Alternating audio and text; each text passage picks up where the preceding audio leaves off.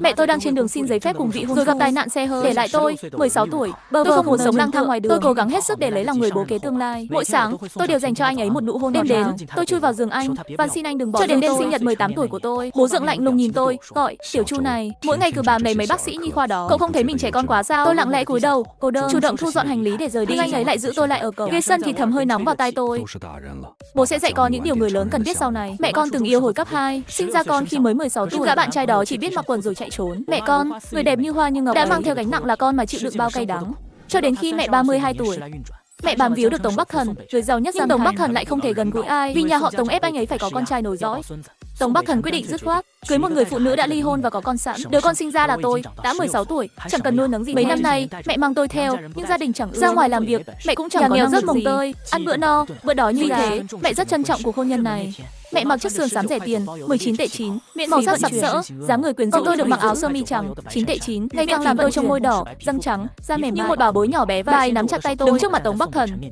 Tống Bắc Thần đang cúi đầu xử lý công việc. Anh mặc bộ vesti đen lịch lãm, lúc áo sơ mi cài kín đến tận cổ, trông thật chỉn chu. Trên sống mũi là cặp kính gọng bạc tinh tế. Nhìn anh thật dịu dàng. Tôi lén ngắm anh ấy. Một người đàn ông đẹp trai thế này lại không thể yếu.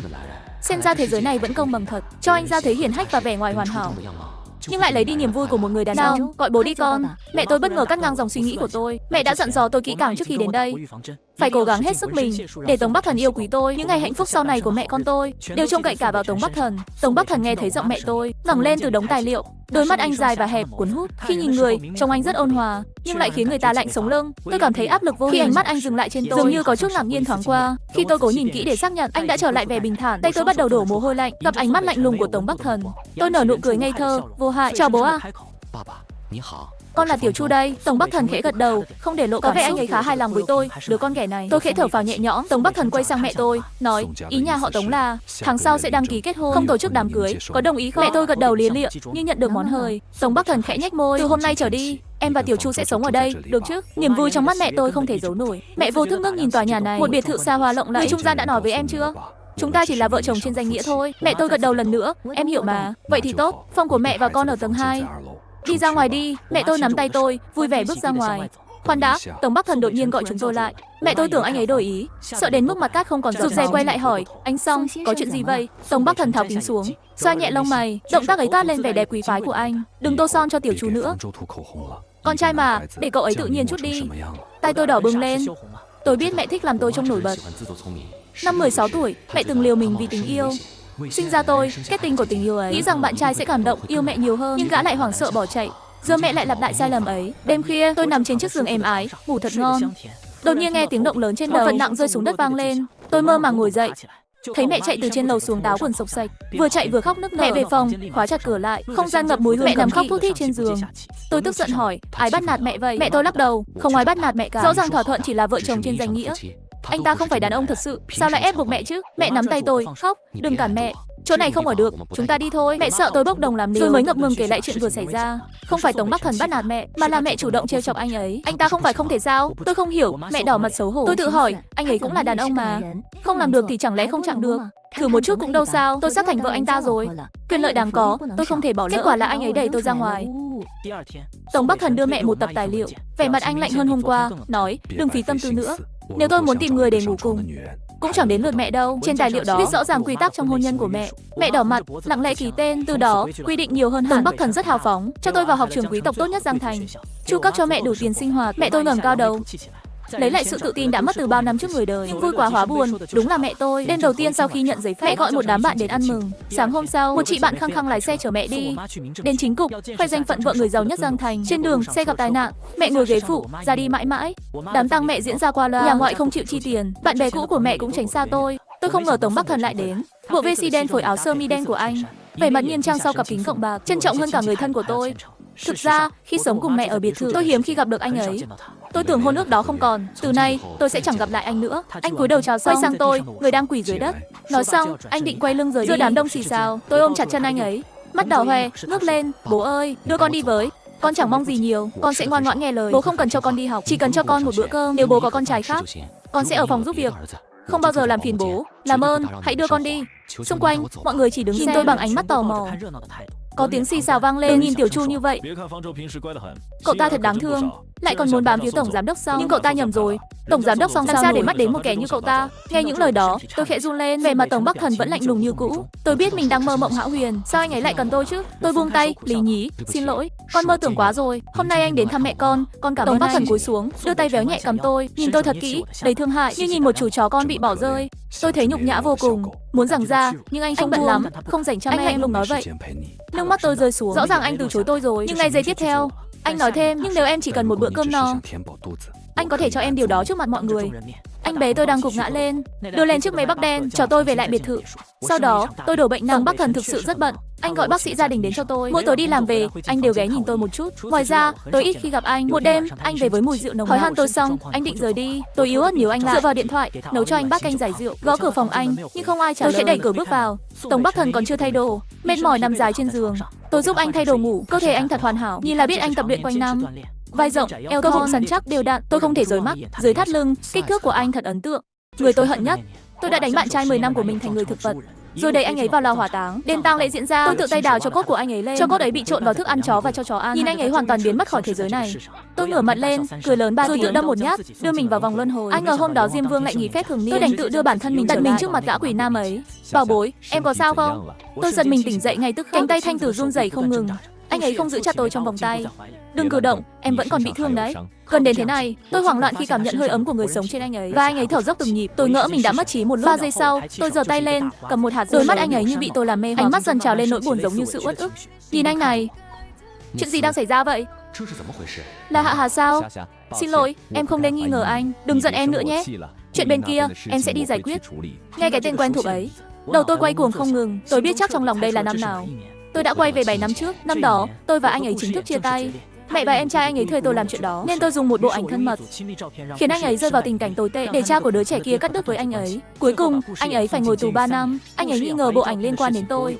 Tôi và anh ấy đã cãi nhau một trận lớn, chỉ để kéo dài thời gian. Anh ấy cố tình đứng ra che chắn cho tôi. Đêm đó, tôi ngã lầu vì bất cẩn. Hành động ngây ngô và lố lăng ấy khiến đầu tôi đau nhói từng cơn. Kín nén buồn nôn, tôi chạm vào mặt anh ấy. Xin lỗi, anh có đau không? Không sao, em cứ cười đi. Đừng cử động thêm nữa, nếu không sẽ đau. Anh đứng dậy đây. Anh ấy tiến gần, tôi cứng người nhưng chẳng tránh nổi. Chắn tôi bị anh ấy hôn nhẹ một cái. Tôi như bị lửa thiêu đốt trong lòng. Em nghỉ ngơi đi nhé.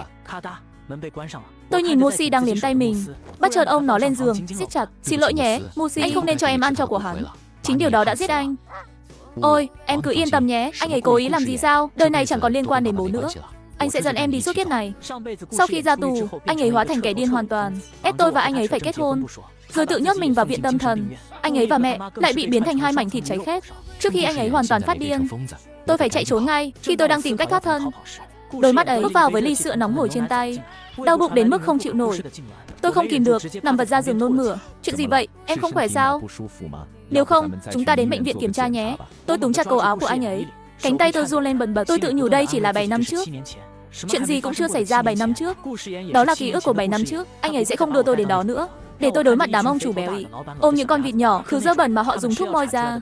Lúc đó, tôi cố không nôn ra, cho đến khi một gã nhìn thấy tôi. Hắn nói trước mặt anh ấy rằng muốn tôi. Ánh mắt anh ấy chẳng phản đối hay đồng ý, chỉ ép tôi đi suốt một tuần liền. Mỗi lần như thế, lại có kẻ khác cùng thứ đó ở đó, rồi nhìn tôi với ánh mắt híp lại.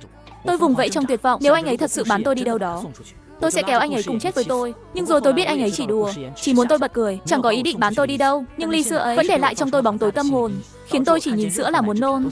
Đem ly sữa ra ngoài đi. Anh ấy vội mang ly sữa ra ngoài, nhưng giữa đường bị Musi làm vấp ngã. Ly rơi xuống sàn nhà, sữa đổ lanh láng khắp nơi. Tôi nhịn vài giây nhưng chẳng nổi, lại nôn thốc nôn tháo không ngừng. Mặt tôi trắng bệch dần đi. Thấy tôi thế này, anh ấy ôm tôi lên và vội chạy ra ngoài. Uống thứ này mãi có chán không em?